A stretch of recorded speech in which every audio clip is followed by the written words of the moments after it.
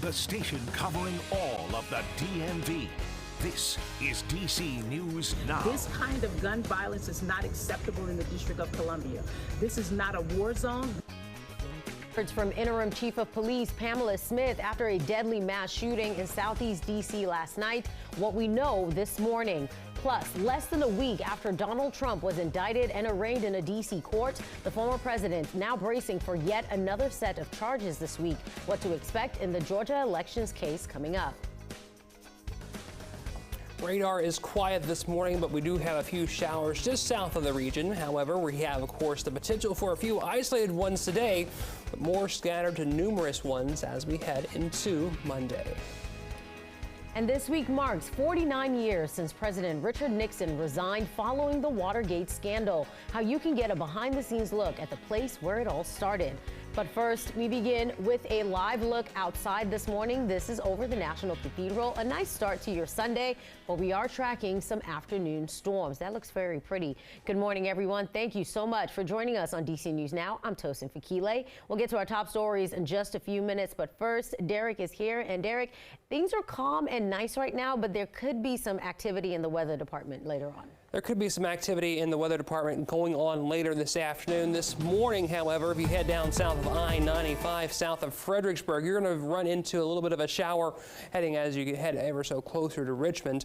We're looking at, of course, the potential for a few showers, maybe even a few storms later this afternoon. More numerous storms will come Monday in association with this low pressure system and attached with it a cold front. This morning, though, we are relatively quiet. We had a lot of cloud cover yesterday that kept us from the 90s, but you can see a few light little showers around Richmond right now. DC, though, we are nice and quiet. We have a little bit of rainfall from Detroit over to Chicago this morning, but all in all, things are going to be quiet here in our region and should stay quiet at least for the first half of the day. We're looking at highs today around 89 degrees, maybe getting up to 90 for some.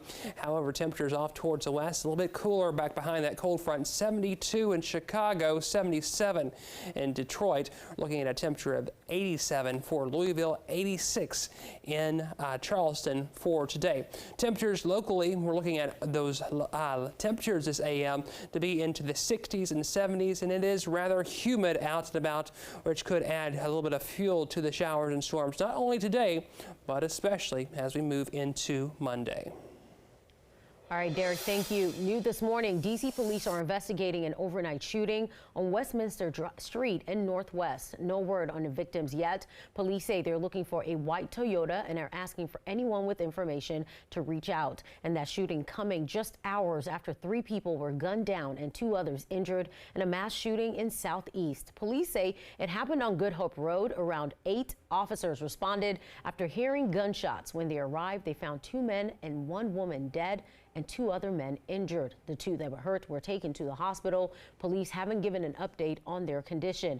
Interim Police Chief Pamela Smith says they've increased their presence in that area after last night's shooting, but now they need help from the community. Let me be clear. This gun violence has to stop. It is incredibly frustrating.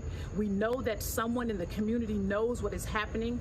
Please reach out and provide us with any information that we can in order to ensure that our citizens, our residents are safe in their communities.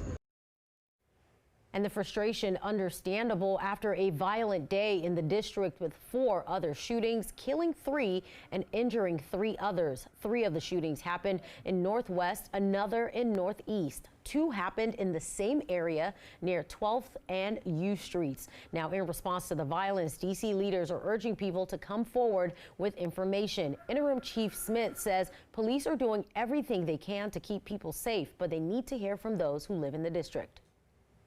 It can't rest upon the Metropolitan Police Department to determine what works and what doesn't work. We need the community to be involved. We need you, if you saw something, we need you to say something. This kind of gun violence is not acceptable in the District of Columbia. This is not a war zone. If you have any information, police ask you to call the number on your screen. Write it down. It's there, 202-727-9099. You can also text them at 504-11. All right, 8:03 right now, talking some health news. Right now, the Maryland Department of Health says it is seeing an uptick in coronavirus cases. Currently, the department reports about 2 cases for every 100,000 people. Now, that's not a lot, but it is double from just 2 weeks ago. Medical experts say slight fluctuations are normal. Data from CDC shows nationwide the number of COVID cases rose from 4.1% in mid-June to 8.9% in mid-July. If you are concerned at all, if you have any kind of symptoms that feel like allergies or a cold, but you want to be positive, you want to be sure that you don't have COVID, we have at-home test kits, we have masks, and we're giving them away for free. Meanwhile, the Dean of Health Sciences at West Virginia University tells DC News Now the number of cases typically rises during the summer and at other times when people are more likely to gather in crowds. But he says it is no reason to be alarmed at this point. Meantime, people living in one DC neighborhood say they've been breathing in toxins for decades. They're now calling for the city to step in and help. Residents say those toxins are coming from a building that for decades has been manufacturing sealants for U.S. Navy. Neighbors say in all that time, chemicals from the facility have been poisoning them. Mariel Carbone has more. In this small D.C. neighborhood, a heavy smell lingers in the air. And the odor is strong. At this point, when I go by there and smell it, I get nauseous. Sabrina Rhodes lives in Ivy City, a historically black neighborhood. It's also where National Engineering Products Incorporated operates, manufacturing sealants. They're using some very ugly chemicals that causes cancer. Neighbors want to see that stop. We urge you to shut down your facility. They wrote this letter to the company and are calling on the district to shut down the facility due to health concerns. We've lost a lot of residents to cancer. We are finding out that a lot of residents are dealing with migraines. They also say the company is operating without an air pollution permit. That's a permit the district issues to ensure facilities are meeting air quality laws. They're not regulating this place, and it's killing us. The city is investigating. It commissioned and released this study in February, which detected elevated formaldehyde levels, a chemical linked to cancer, in the air directly downwind and to the east of the facility. We reached out to the company, which declined an interview, but in an email it said NEPI is in full compliance with all DC regulations. The email also stated when the company found out it needed an air pollution permit, we began our work with both the Department of Energy and the Environment and the regional EPA. Own up to it. They need to own up to it, which they're not. And that was our Mariel Carbone reporting. NEPI tells DC News Now it fully cooperated with the district on that study that was mentioned. It says monthly blanket testing of all of Ivy City will be done through August through December. It'll look at multiple facilities in the area, including a distillery and auto dealer. Once complete, they will make that public. All right, 8:07 and a consumer alert this morning. The district is warning residents about fake listings and rental fee fraud. The D.C. Attorney General says some attempting to swindle people or pretending to be landlords or property management companies. They post fake ads for houses or apartments they do not own and are not actually renting out. Renters are then tricked into sending money for application fees, security deposits, or other fake fees through non-refundable methods. Con artists and stop all communication and disappear with the money. The district says don't ever send money without seeing the property first. And meantime, West Virginia State Treasurer is warning people about deceptive phone calls. Officials say those calls are made to people across the DMV and the Mountain State.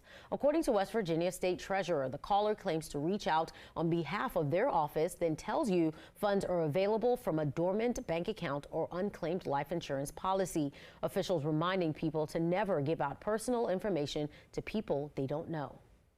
Portray themselves as working for my office as it relates to unclaimed property. Contact our office if you see anything like that. If you feel like something might not be above board, contact our office and we'll verify it on our end. Moore, who you just heard from there, says if you do get one of these calls and would like to verify it, you can call the number 304-558-5000. While in Western Maryland, the town of Hancock is celebrating a new cannabis manufacturing plant that brings new jobs for that area. It's part of the town's effort to grow a stronger economy after many setbacks. The town manager says they want to rebrand as more than just a tourist area. Part of that effort includes improving water infrastructure to attract new industries. It boils down to simple economics. We have to have more jobs here for people, right? So you get jobs here and people will live here. You know, we get more housing available. The town is now holding meetings with the county commission in hopes of receiving support to improve that water system. All right, and new details this morning on rising tourism revenue in the Commonwealth. A whopping 109 people visited Virginia last year, spending more than $30 billion.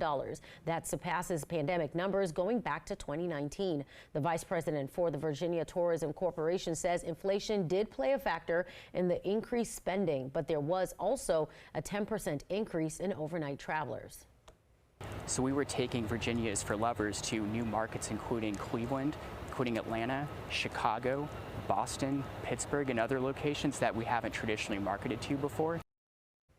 New data shows 5% of all jobs in Virginia are sustained by tourism. But right now, the total number of jobs supported by the tourism industry, that is still down compared to 2019. All right, Derek, how are we looking today in the weather department?